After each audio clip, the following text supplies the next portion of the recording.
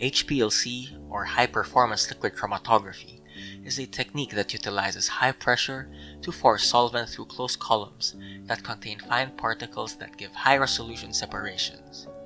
In comparison to gas chromatography, this technique is not limited by the sample volatility or thermal stability.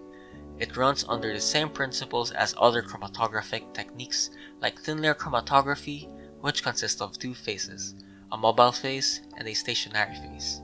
Some applications for this instrument are the quality control for food or pharmaceutical drugs to be able to ensure the correct amount within the legal specifications and the separation of macromolecules like proteins. There are solvents connected to the instrument. This is to be able to be flexible with the mobile phase because in choosing the mobile phase, one should decide to either do an isocratic or gradient elution. The four solvent tubes connect to the degasser, which removes the microscopic bubbles. However, they do not remove the large bubbles, which can be problematic to the columns. Then the solvents reach the pumps.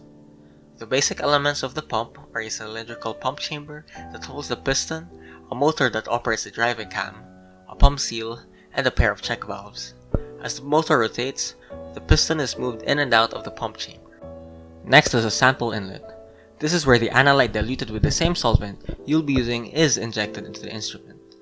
This instrument is an autosampler.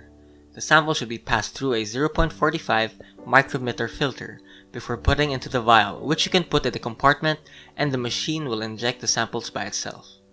The sample will pass through the oven-regulated columns in which the elution will take place. And when all is done, the waste lines proceed to the waste bottles.